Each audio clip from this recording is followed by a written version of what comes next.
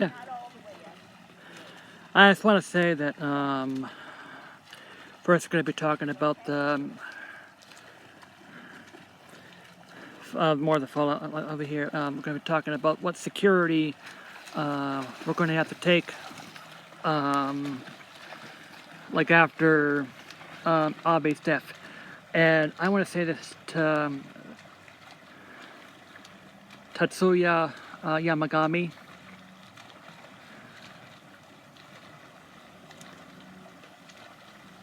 It's no right for anyone to kill a former prime minister just because you hate his actions. Yeah, you know, I don't like, I'm not a supporter of Trump, but I'm not going to assassinate Trump. No. If you hate your world leader, just don't vote for the world leader. Don't vote for him. That's what I did with Trump. I voted against Trump on, I've never voted for Trump in the first place. But just because you hate a leader doesn't give you the license to assassinate a leader or even a former leader. But we're going to have to talk about what's secure, but we're going to have to reevaluate our security when it comes to our campaigns, which is coming up this November. I'm sure that Trump will campaign for his Republican, and so as Biden will campaign for, for his Democratic Party. And I think this is what part of democratic countries like do in the first place. But we're going to talk about the security, and we have to say that we must investigate what lapses in the security allowed Tetsuya Yamagami to take the life of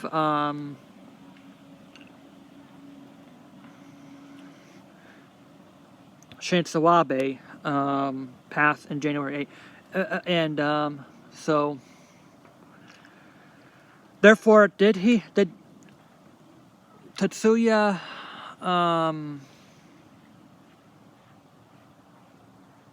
well, whatever he did, is appalling. But I think we must put the investigations into transparency of what security lapses, so we can prevent this from happening here in the United States. And also, we are going to have to beef up security against our former presidents because of the concerns of copycats that could take place in other, just not just in the United States, but also in Europe and anywhere else here. I think we saw what happened in Sri Lanka when we felt that what we've been through back on January 6th of last year, when the White House, when the Capitol building was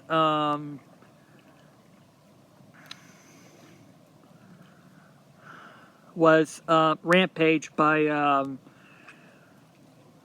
what happened back on January 6th.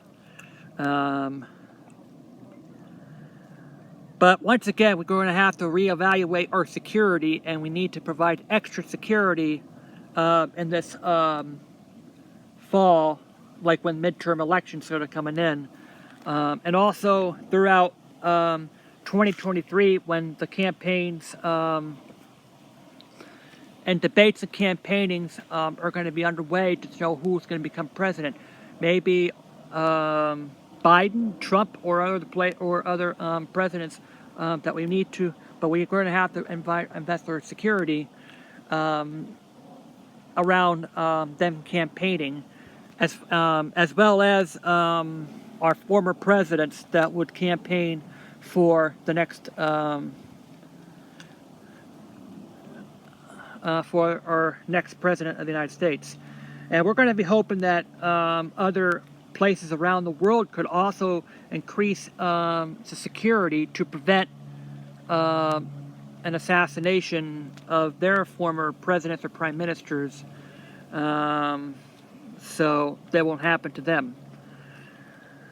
So, again, we wish the Japanese would able to readjust their security protocols to prevent another assassination happening there. But we have to do our work to keep their campaigning secure. And so this is my latest movements of this. We're going to be so. What we must do is reassess security, what lapses took place, and then use that to make us more secure during elections.